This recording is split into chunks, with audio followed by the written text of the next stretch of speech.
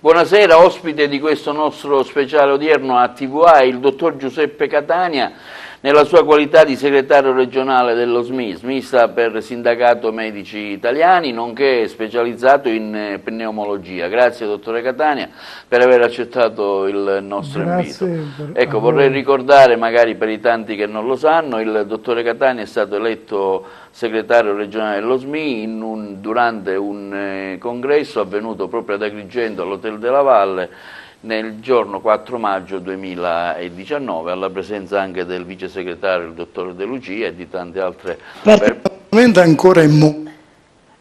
altre personalità. Allora, dottore Catania, come è avvenuta questa sua elezione? Insomma, lei rappresenta i medici della Sicilia, insomma, una bella rappresentanza, un agrigentino che guida un sindacato importante, che è quello dei medici. Poi affronteremo anche le varie problematiche del momento, che non sono poche. È venuta la mia elezione in maniera democratica, chiaramente, per rappresentare un sindacato che è presente in tutta l'Italia e che è firmatario sia per le convenzioni, eccetera. Quindi siamo presenti in tutta la nazione, siamo ben rappresentati e sempre pronti a fare le nostre battaglie che servono per i medici, per cercare di valorizzare i medici nel nostro territorio. Medici che purtroppo sono stati sempre bistrattati, siamo stati considerati sempre eroi. In effetti siamo degli eroi, molte volte li definisco eroi imbecilli, perché effettivamente non ci facciamo rispettare e assorbiamo dall'alto tutto quello che passano i vari padroni della medicina. Quindi la mia è sempre stata, io sono un tipo che cerco di contestare, incomincio sempre, non mi faccio condizionare né della politica né tantomeno dei sindacalisti che cercano di avere potere sulle decisioni dei colleghi, dei medici. Purtroppo dico, io vivo in Sicilia e vedo e mi sono battuto molto e mi continuo a battere moltissimo per i medici, perché ci sono molte incongruenze, soprattutto in Sicilia. Perché quali sono le incongruenze che abbiamo in Sicilia? Innanzitutto abbiamo una situazione che costringiamo i nostri cari colleghi a fuggire dalla Sicilia. Cioè le nostre menti fuggono dalla Sicilia. Come mai? Come mai? Perché abbiamo un decreto legislativo il 502 famoso del 1992. Questo decreto effettivamente dà l'autonomia alle varie ASP a determinare, a redigere i cosiddetti piani del fabbisogno. Ebbene, era un problema di pianificazione, fare una pianificazione del territorio, una cosa giustissima, per verificare quanti medici sono nel nostro territorio, quali sono i nostri fabbisogni e quali specialisti o non specialisti abbiamo bisogno da poter sistemare nelle caselline che mancano. In verità, dopo 28 anni, si è fatto in verità nel 2017, sotto mia iniziativa pesantemente, un solo piano del fabbisogno. Ebbene, questo piano del fabbisogno, dopo tante lotte fatte a livello sindacale, è stato bloccato, perché bisogna bloccare tutto.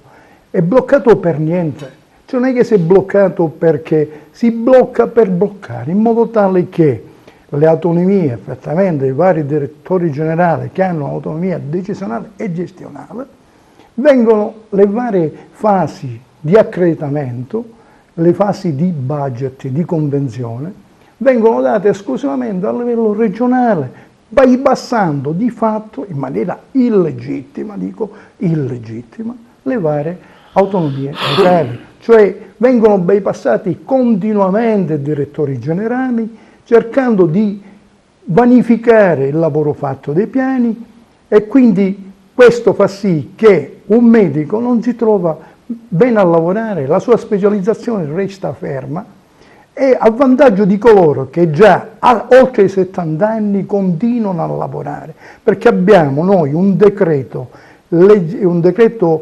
assessoriale del 1998, il 4898 per la precisione, che permette a un medico che finalmente arriva o è arrivato tanti anni fa alla convenzione di rimanere con una cosiddetta, si chiama trasformazione societaria, diventa padrone della convenzione.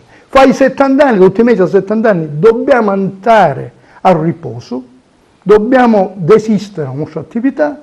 Coloro invece che fanno l'integrazione societaria, si integrano, diventa società. Penalmente non pagano personalmente perché è la società che risponde. Ma la cosa più grave è una, che tu hai 80 anni, 90 anni e ancora sei convenzionato, mantieni la convenzione, per cui il giovane medico non può ingressare in questa situazione. Questa è una cosa gravissima che si continua a fare con un decreto mal interpretato, perché non poteva essere mai così, perché va a discapito dell'ingresso di nuove realtà, di nuovi giovani che sono costretti a fuggire dalla nostra Sicilia, scappano dalla nostra Sicilia e poi ci mancano i medici. No, non mancano i medici, li fate fuggire i medici dalla Sicilia.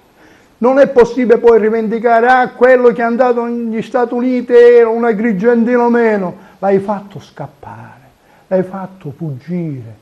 E quindi, ad esempio, ad Agrigento c'è una situazione disastrosa, ci mancano tutti i servizi, la neurochirurgia, la cardiochirurgia, ci manca la qualsiasi. Qua, giustamente, i nostri neurochirurgi, i nostri cardiochirurgi sono scappati, sono fuggiti, perché c'è una mala amministrazione a livello, dico, regionale soprattutto, perché qua bisogna smuovere le cose. I ragazzi non si possono tenere fuori, perché per essere accreditati bloccano l'accreditamento in maniera illegittima. Quindi un giovane, diciamo, ecco, facciamo un po' il percorso di un giovane medico laureato per entrare nel mondo del lavoro. Ecco, spesso vediamo che sono impegnati nelle guardie mediche, nelle guardie turistiche, pur di fare punteggio. Ecco, come avviene la genesi della carriera di un medico? Io sono entrato prima del 78, della famosa legge del 78-833, sono entrato a fare medico, avevo appena 24 anni.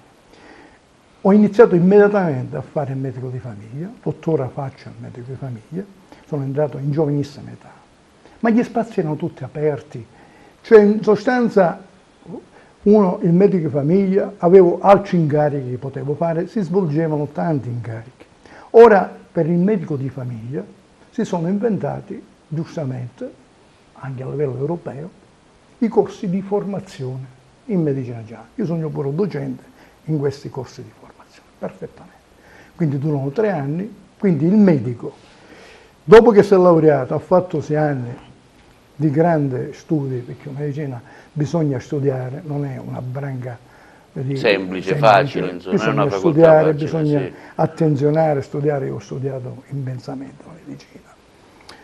Dopodiché che si studia, dopo che tu hai preso la laurea, eccetera, no, non basta la laurea. Bisogna entrare nella medicina, bisogna anche fare altri 3 anni e poi aspettare di specializzazione. Non è specializzazione, no. Perché se la medicina, il corso di formazione in tutta l'Europa è una specialistica, da noi non è nemmeno una specialistica. Perché se per caso la medicina generale fosse una branca specialistica, ed è giusto che fosse specialistica, è giusto, dovremmo noi medici di famiglia, potremmo fare la cosiddetta trasformazione societaria e di fatto non andare più via, perché non è possibile, io a 70 anni devo andare sempre fuori e lo specialista convenzionato, pneumologo ad esempio come me, resta per sempre. Cioè se la branca specialistica convenzionata permette allo specialista convenzionato di rimanere per sempre con la convenzione che diventa propria, creando un direttore sanitario, mettendo chi vuole lui, non è possibile, ad esempio, con un medico di famiglia, che pure ormai è considerato una branca specialistica, la convenzione resta per lo per sempre. Io sono contrario a questa cosa, ma contrario a tutti, bisogna togliere questa agevolazione. A 70 anni a casa, tutti. Non è possibile che tu permani in questa situazione grave bloccando. Ecco la difficoltà. Diventi medico. Dopo che diventi medico ti devi andare a specializzare e dopo specializzare devi attendere se c'è spazio, piglia la convenzione o meno. Cioè è una situazione grave. Tu vai a fare un corso per la specialistica di qualsiasi branca. Prima devi entrare.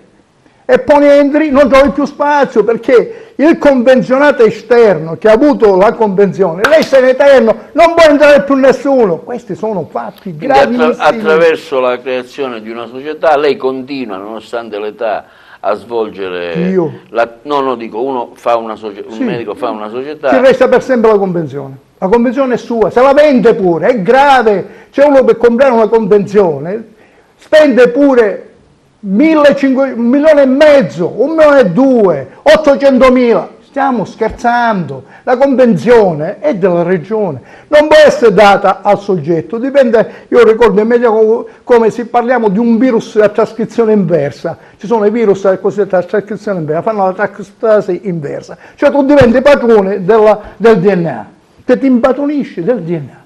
Tu governi, non sei più soggetto ad avere la convenzione. Invece tu lei la domandi tu e ci metti a chi vuoi tu. Arrivata all'età pensionistica, cioè bisognerebbe tutti i mesi per legge a 70 anni debbono andare in pensione.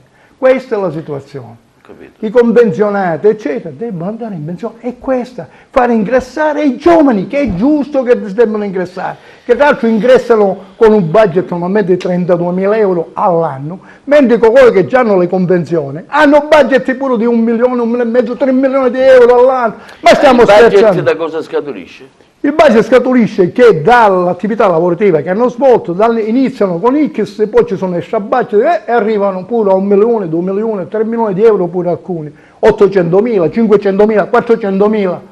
E mentre i ragazzi per 39.000 euro si bloccano, restano bloccati. Queste sono gravità pesanti della regione. Ma voi avete avuto un'interlocuzione con l'assessorato? Lei Io parlava, diverse volte. scusi un attimo, lei parlava di questi piani di fabbisogno, ma i piani di fabbisogno chi li deve fare? I piani del fabbisogno lo fa l'ASPE. Quindi l'ASPE è una pianificazione. Quando uno fa, dico anche in un territorio, c'è l'assessore, io ho fatto l'assessore urbanista in questa città, le pianificazioni che faceva la regione, le pianificazioni faceva l'assessore regionale e l'assessore comunale, in questo caso è il sindaco. Per cui che cosa mancava? Che cosa manca alla regione? Prendere, che è un dovere fare piani, ci sono 28 anni di ritardo, prendere questi piani fatti e tu li conformi, dai le linee guida generali, cioè unifichi per dare un'unificazione ai vari territori, dare un rapporto, esempio, ottimale, un abitante ogni 10.000, un medico ogni 10.000 persone, certo. Un medico ogni... Come avviene un po' per le farmacie. Così, per il servizio sanitario è un rapporto a uno. Non è che ci possono essere rapporti che giustamente lasci liberi, ognuno il rapporto lo determina il vari direttore generale, dice che un gennetto lo faccio io.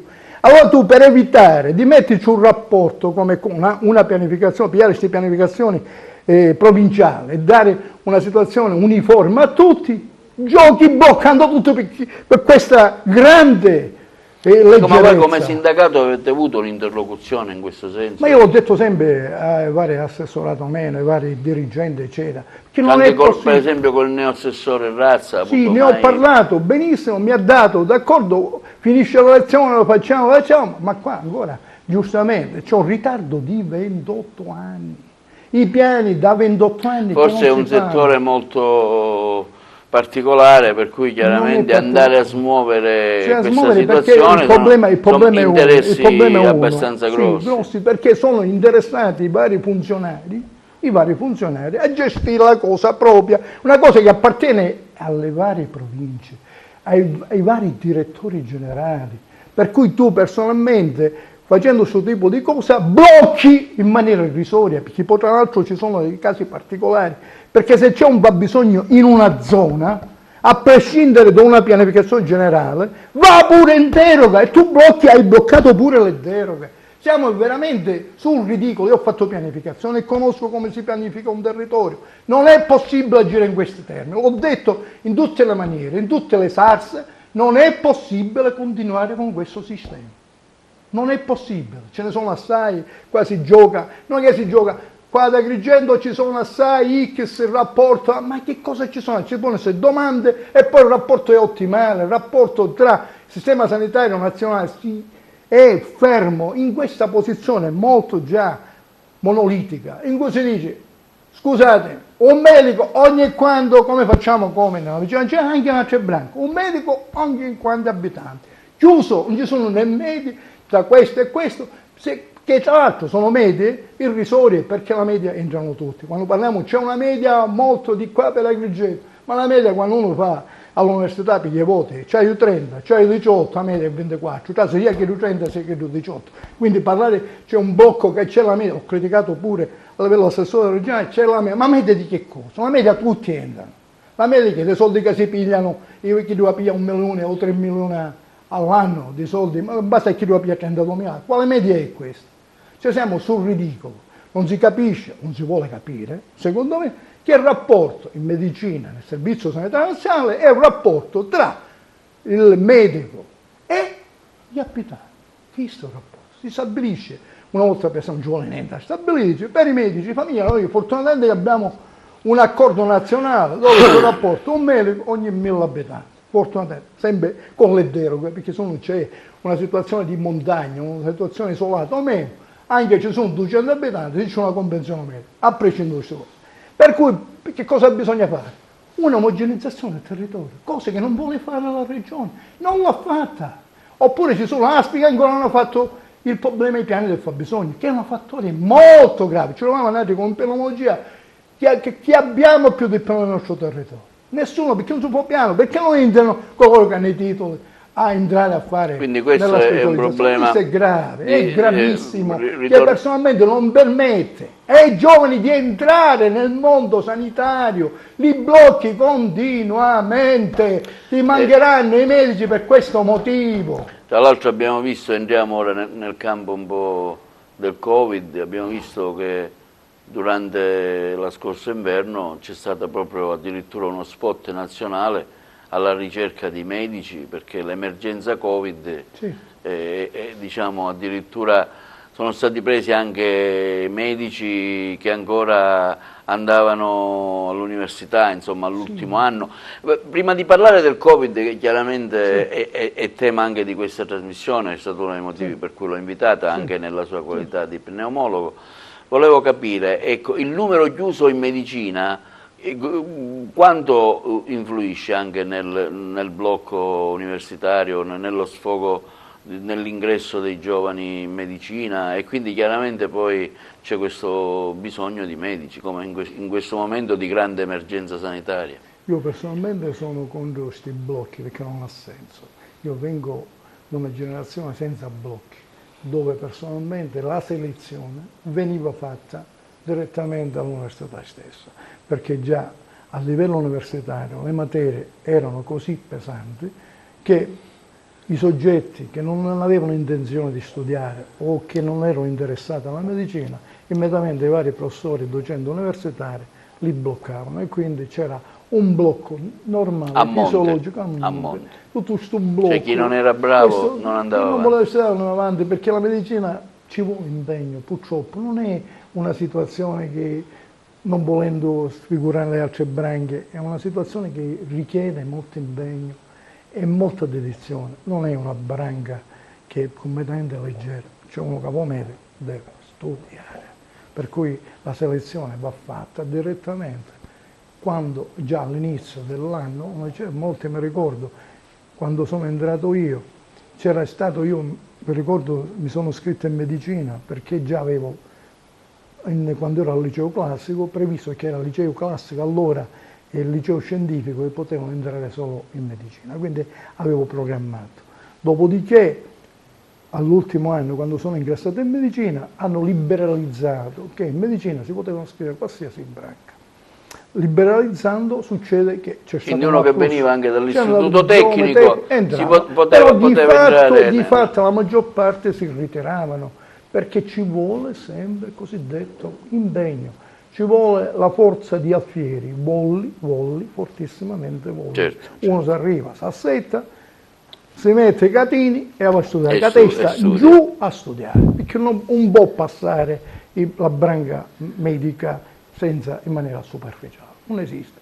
Cioè, io almeno mi ricordo all'università a Palermo, dico, bisognava studiare. Era impegnativa, ma tuttora è impegnativa ancora. tutte le ragazze. Allora, parliamo del Covid, lei è pneumologo, Allora, di questa problema- emergenza, ecco, Io personalmente... c'è diciamo, da parlare io per dico giorni di c'è fila. da parlare molto. Per giorni di fila. Io Ecco, come personalmente- valuta lei questo ritorno Sì. che c'è stato? Io Sembrava, durante il mese di luglio, giugno, la Sicilia sembrava baciata dalla fortuna, il sole, tutti pensavano ora che... il problema- Invece ora è ritornato, per non parlare poi delle altre regioni Sì. come la Lombardia, ma piano piano analizzeremo punto per punto. Allora, il problema, io il 28 febbraio ho scritto la situazione, quindi parlo di diversi mesi fa, come bisognava... Febbraio era avevo- ancora all'inizio. All'inizio proprio, Ecco, perché poi a come marzo ci fu il bisognava lockdown. attivarsi per Covid, non è che ho dato delle indicazioni ben Sì, precise, sì, sì. e perché giustamente il Covid colpiva la zona della Padania, la Lombardia, In particolare la Lombardia. la Lombardia, sì, sì. perché? O Bergamo, Ho spiegato insomma, una altre zone situazione limitrofe. perfettamente dal punto di vista scientifico, che bisognava considerare pure dal punto di vista di insorgenza, dove attecchiva di più il Covid, era una situazione che noi personalmente dobbiamo considerare che abbiamo delle difese nostre innate in primis. Difese innate dove abbiamo degli anticorpi ben precisi che si chiamano IgA, sono anticorpi che abbiamo già IgA. presenti nella nostra mucosa bronchiale.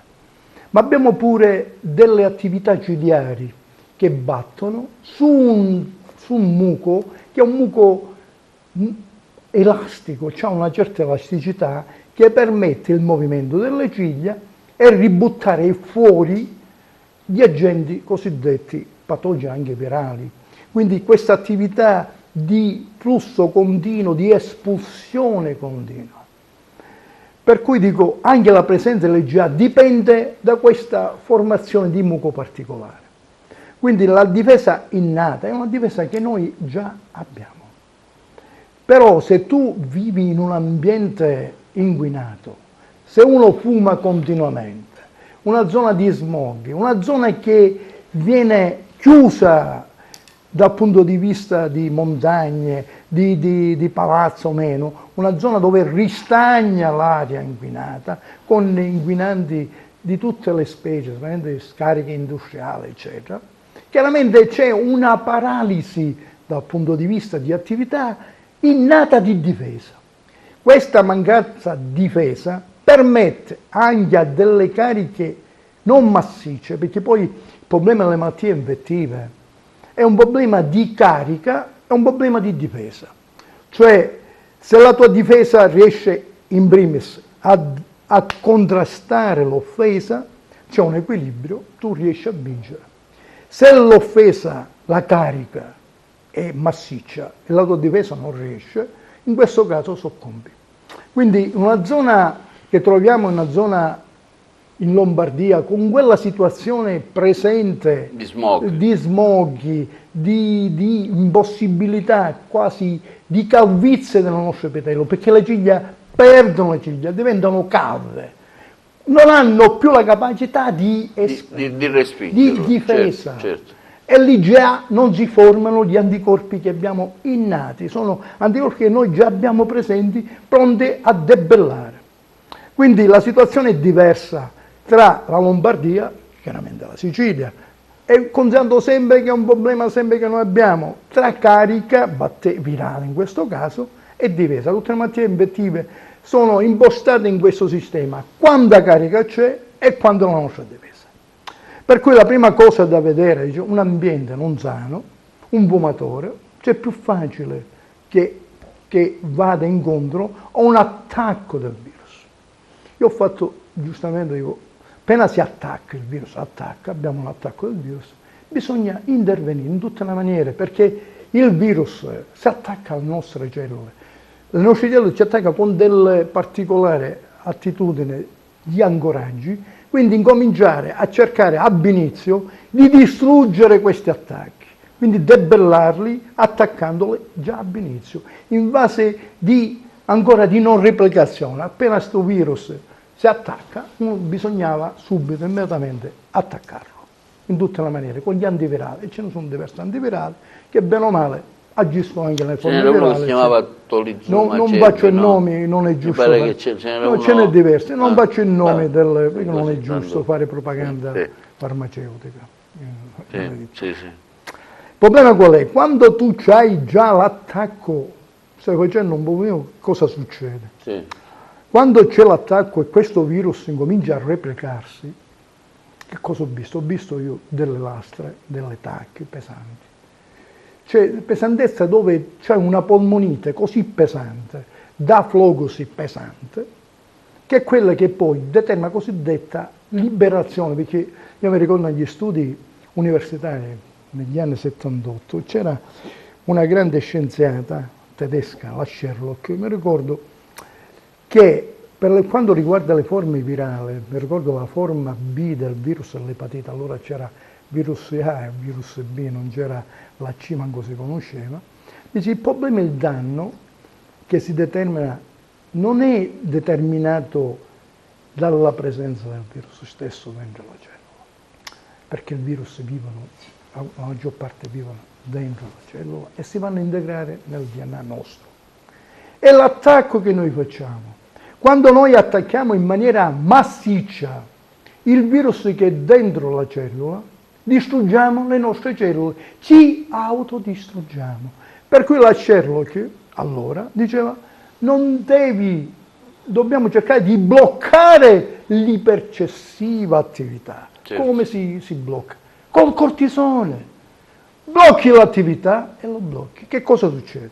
Per esempio, noi medici, che siamo abituati a vivere continuamente con le malattie o meno, in certo senso ci immunizziamo, siamo ricchi e pronti a creare anticorpi in maniera massiccia.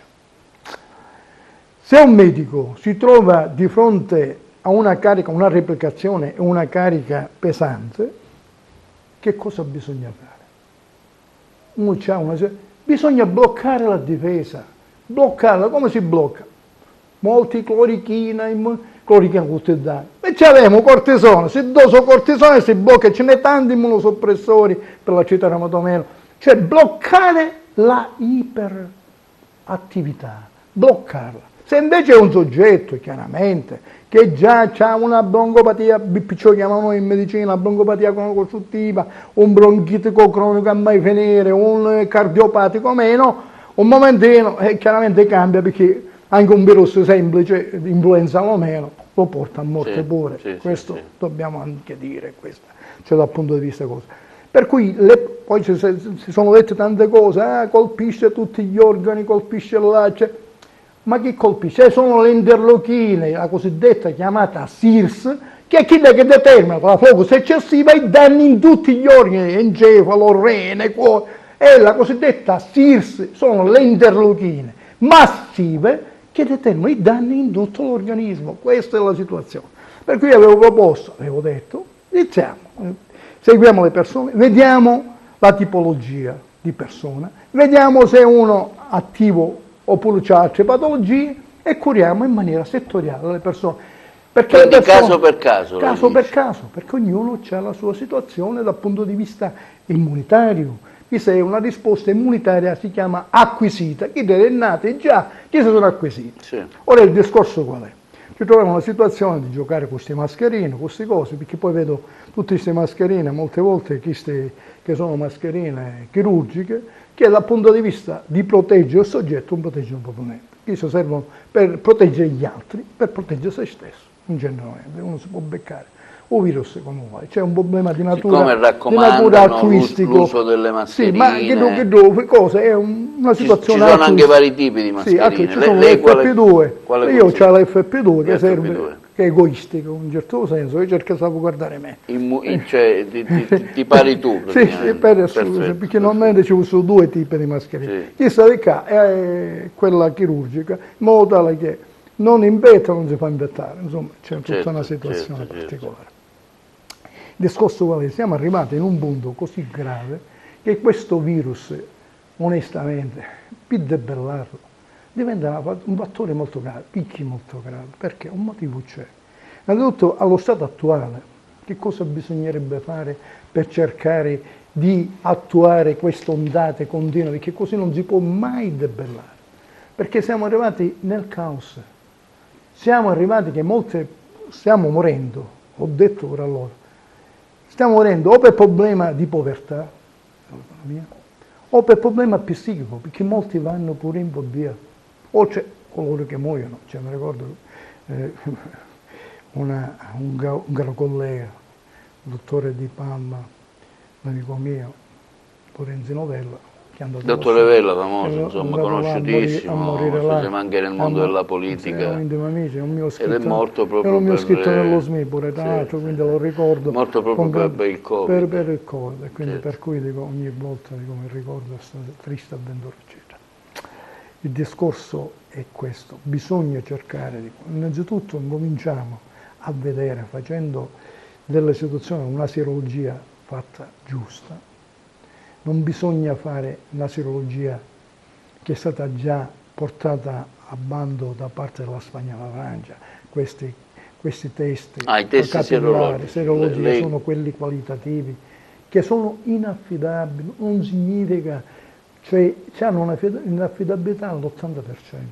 Bisogna fare dei test serologici di natura quantitativa, dove tu sai questo soggetto ha IgM quando ce n'ha, ha IgG, quelli neutralizzanti quando ci sono le IgG neutralizzanti, tu dici soggetto sei guarito, puoi fare sul cubo tu, cioè non hai problemi, e allora dobbiamo avere una serologia fatta a tappeto, direi, allo stato attuale. E poi i tamponi bisogna farli, certamente, ma bisogna stare attenti ai falsi negativi dei tamponi, perché il tampone bisogna saperlo fare. Spesso si ripete 3 volte. Si ripete 2 volte, perché vai a pigliare l'ispettorato possibilmente, perché tra l'altro il virus vive dentro le cellule. Cioè, mi segui? Sì. Quindi bisogna stare attenti a fare i tamponi fatti con una certa serietà, e perché se rischia, uno ci mette che è negativo e poi positivo, si crea un disordine mai finito. E poi cercare sempre, certamente, andare a vedere, cioè, tu c'hai un tampone, ma un tampone lo puoi fare, oggi ce l'hai che è negativo, domani può essere positivo. Anche perché c'è un tempo di incubazione. Non c'è niente, domani lo piglio, cioè, non è che, quindi certo. Sono cose da fare un tampone ogni giorno, quindi bisogna fare a un certo punto, vedere chi è guarito completamente e chi si può circolare tranquillamente. A proposito mi viene in mente, visto un servizio in questi giorni, la cura con il plasma. E sono gli anticorpi, il plasma, di coloro che sono stati contagiati e guariti. Addirittura in Veneto il presidente Zaia ha già creato la banca del plasma, cosa che invece ho visto nel servizio, altre regioni invece non hanno dato seguito. Ecco, però diceva il servizio che insomma non è stato preso in considerazione da tanti. Come mai? Secondo lei ha una... Sì, ha una base scientifica. Io quando prendo il plasma non prendo altro che gli anticorpi del soggetto. Benissimo. Sono gli anticorpi che il soggetto ha formato, che sono gli anticorpi acquisiti, che non li forma. Io che cosa ho detto? Se un soggetto già ce l'ha e li forma pesantemente, che muore prima. Cioè l'anticorpo va bene in un soggetto che è defedato, ha malattie polmonari, ha malattie cardiache, allora che si produce meno, allora bisogna darlo. Ma è un soggetto che muore diversamente per iperproduzione. Quindi non è una cura che vale per tutti. Assolutamente. Di caso in caso. Caso in caso, questo va bene, che non va bene, questo bisogna fare. Perché allo stato attuale ci siamo basati, perché la Lombardia, che giustamente io sogno un sudista a mai finire, ma non perché amo il sud perché bisogna cercare di equilibrare sud e nord. Parliamo chiaro, perché non è possibile tutti i soldi al nord. Che cosa abbiamo visto tra l'altro al nord? Un 50% di coloro che vanno in rianimazione muoiono. Cioè, questo è il nord che ci auguriamo. Quando non abbiamo struttura, ma che ce l'hanno il 50%, vuol dire che tu c'è l'ossigeno, indubbi. E cambi se per caso un virus muore, perché poi un virus fa un ciclo vitale, muore, eccetera. Quindi bisogna cercare di rivalutare di più il sud, cercarlo di equipararlo, non può essere tutti i soldi, perché poi a Bartelletta qual è? Seria. Nord si vanno a sistemare alcuni. Giusto? Quando i nostri che si portano i nostri vanno da sopra, che succede? La regione Sicilia paga il nord, paga il nord. Sì, sì. La nostra regione paga il nord. Quindi picchi tu, non potenzi il sud, come i nostri menti, che la maggior parte degli elementi di là sopra sono sudisti, vengono dalla nostra provincia di Agrigento, che si portano i nostri cittadini là sopra e che la Sicilia paga. Allora potenza la Sicilia, non li fare scappare. Questa è la verità che dico sempre io. Dottore Catania, allora, poi ci sono questi gli asintomatici, ecco, asintomatici, si sente parlare tanto degli asintomatici. Ma sintomatici noi facciamo campionatura. Eppure Il virus è pieno, il virus siamo venuti a contatti assai, non so se c'è un 50% che è venuto a contatto, che in maniera asintomatica girano e infettano. Però siccome è un virus che personalmente dico, anche il virus influenzale avrebbe dato forse la stessa situazione.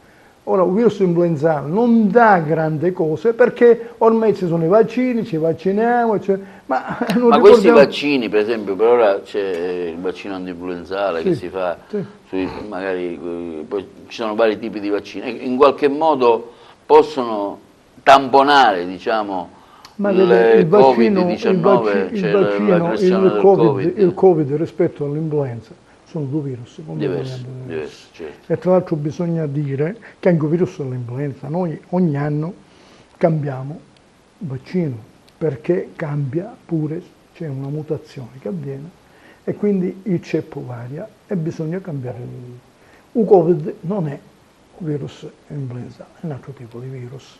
Però il danno che ha fatto, mi ricordo, virus influenza, danni che hanno fatto allora cose conte, perché giustamente la spagnola, ad esempio, spagnola, eccetera, erano delle situazioni gravi, perché ha mietuto diverse vittime, perché l'organismo, che giustamente è fragile, non riesce a sopportare la situazione. Ma anche chi che è pesante si distrugge, si autodistrugge. Sono situazioni particolari. Ma di solito, ecco, una domanda così molto semplice, di solito questi virus hanno un tempo di gestione e poi diciamo invece il Covid sta continuando a mietere insomma, vittime. Come mai dico, c'è stata, si pensava in un certo tempo, anche dico in altri stati, abbiamo visto la Francia di nuovo, l'Inghilterra, insomma con misure abbastanza drastiche, quindi si tornerà forse al lockdown, per ora ancora c'è il coprifuoco, insomma dalle 11 alle 5 la notte, insomma come mai questa ripresa così violenta? Non è che è ripresa, perché noi il virus innanzitutto non l'abbiamo debellato e quindi è sempre presente, come il virus dell'influenza. Noi il virus dell'influenza è sempre presente ogni anno, non è che l'abbiamo assente, è presente. La differenza del virus dell'influenza è che noi già abbiamo i vaccini, giusto? Quindi già vacciniamo le persone e la maggior parte, quindi si arriva e si trova una situazione già di presenza di anticorpi che già l'ha preformati, e già le va a tamponare. Non solo abbiamo la formazione delle già quelle innate, ma già abbiamo presenti le IgG che già sono pronti a debellare il virus. Già siccome si conosce già qual è il virus che arriva, già lo debelliamo. Perché anche il virus dell'influenza, senza aver fatto vaccini, le vittime sarebbero state quasi lo stesso. Quindi noi abbiamo i vaccini che ci permettono, e poi quando uno vaccino già cerca di debellare quasi, dico uno si vaccina al 60%, in effetti gli altri utilizzano pure la vaccinazione di gregge, si dice. Cioè in sostanza tu ti vaccini, che siamo 9 vaccinati, io un piglio sicuro perché non c'è nessuno che mi può portare il virus da me.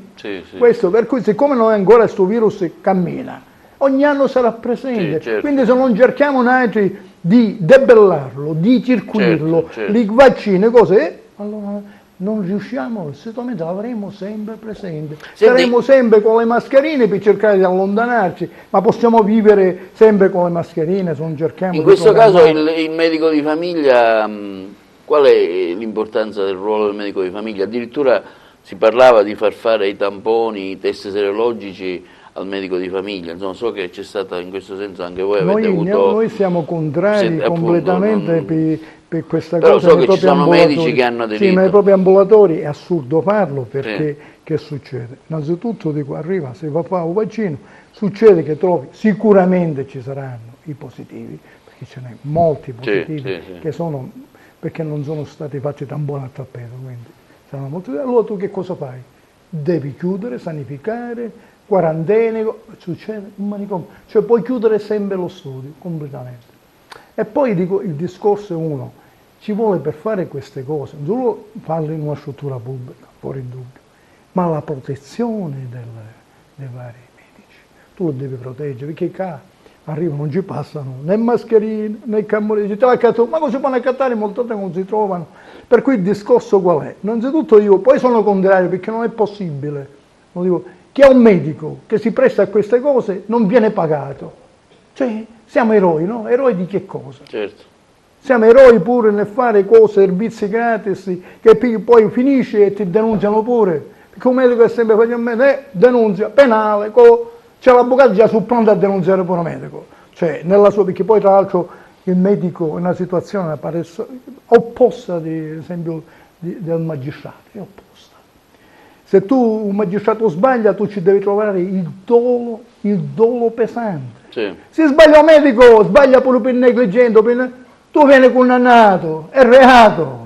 Ma non c'è bisogno che tu c'ha dolo, dice dolo, perché il medico dolo non ce n'è, tranne qualche caso di folle, perché il medico va per curare le persone. Quindi cerca di... Ma se poi sbaglia, non è possibile, tu c'hai sempre un dolo. Quindi voi dite no, noi nei nostri... No, assolutamente, perché bisogna stare attenti, perché ci sono delle situazioni gravi che significa, personalmente, che tu vai a chiudere lo studio, ti metti, fa l'avventuriero, chi si vuole fare l'analisi va nel centro specializzato. Ci sono i centri già che sono attrezzati, belle pulite, e tutto questo manicomio finisce, perché qua si tratta di questo, perché poi un medico va a fare... avete tanto da fare, di curare le persone. Attualmente il dottore Catania, ecco, il protocollo così brevemente come viene svolto, nel senso che io ho la febbre, parlo col medico, quali sono il medico cosa deve fare in questo caso, il medico di famiglia? Un medico di famiglia purtroppo per andare a fare una diagnosi differenziale, c'è una forma, in questo caso una forma di faringite, una forma di natura simile o la febbre, ora siamo sul ridicolo. Che uno ha la febbre, magari in altri periodi era una febbre normale. Ragazzini con un'enterite, un pediatra ci chiede, c'ha l'enterite, va fatto un tampone, se no... E la scuola per entrare ha bisogno di un certificato, non ci dice non c'ave Covid, se no non entra, quindi ha fatto il tampone. Le malattie che fino all'anno scorso erano normalissime, sì, la febbre... c'è una gonalgia, c'è un trauma, no, un momentino, un tampone, se no non entri, c'è a fare il tampone. Sì. Allora un medico vengono a me, tutto cadda, ma diciamo l'enterite come ci può venire mai il Covid? L'enterite che diventa pure intestinale il Covid? E allora personalmente ci va a scrivere un giavo Covid, e se lavi che succede?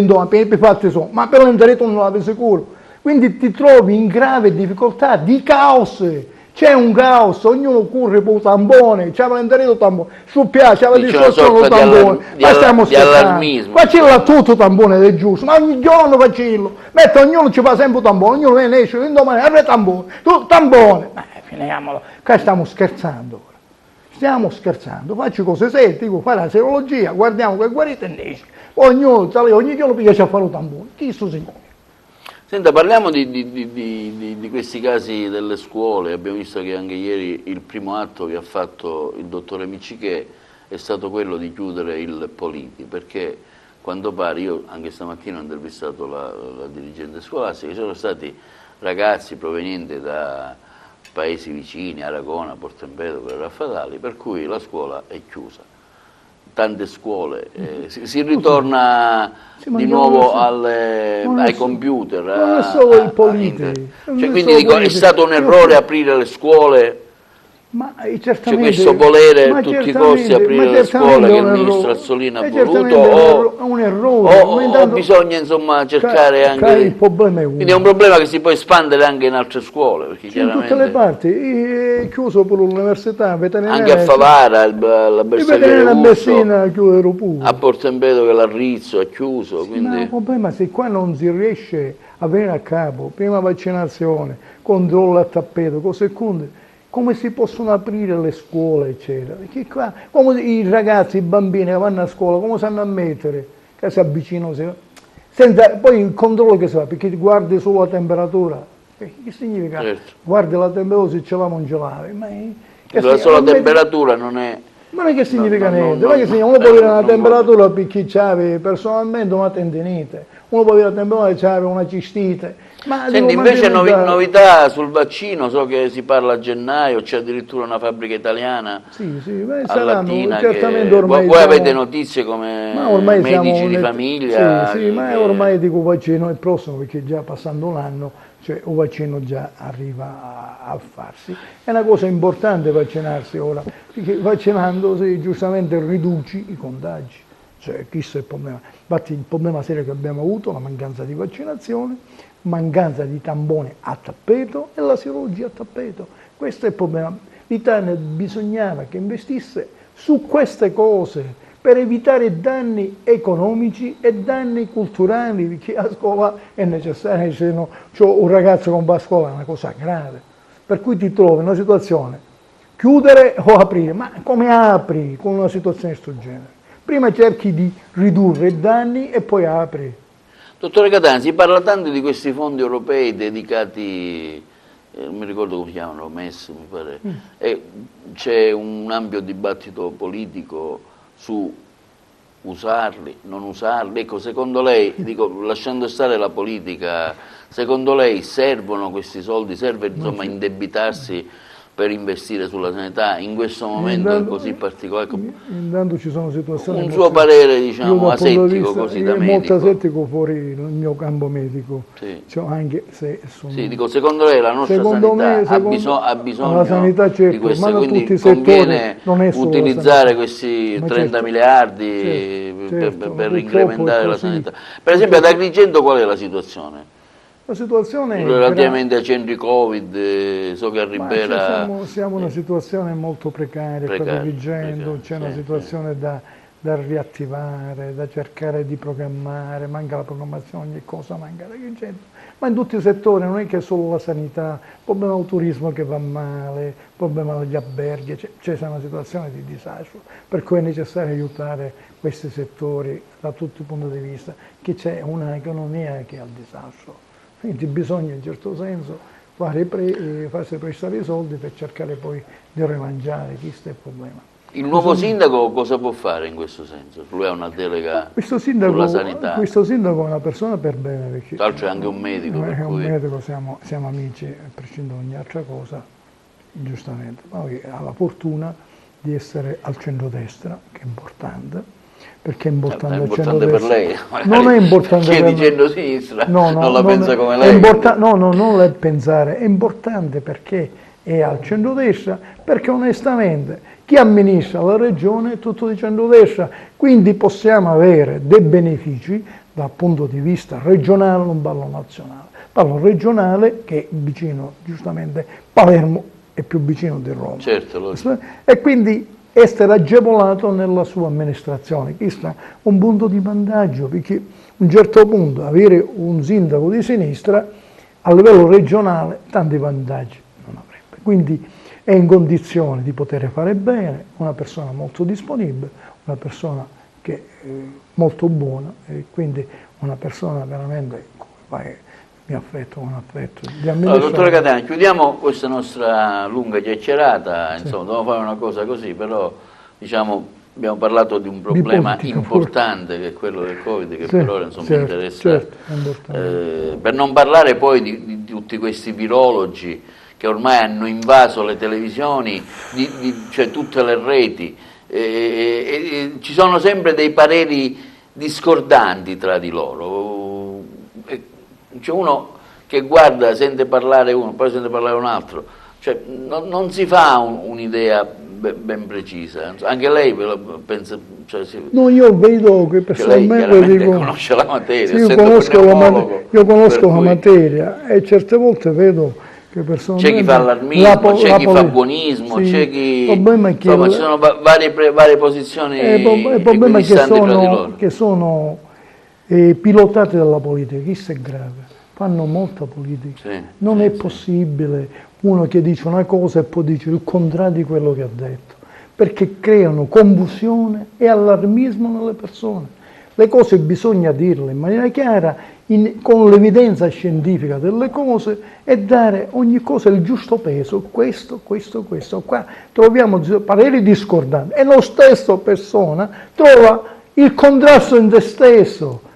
Cioè non può essere che uno dice una cosa, l'indomani dice il contrario di quello che ha detto, per cui crea confusione e allarmismo. Che disse io poco fa, ho detto, che ci sono molti danni di natura psichica che si stanno determinando. Persone sono oggetto di attacchi mediatici di paura terribile, persone che non dormono più, hanno fobie continue.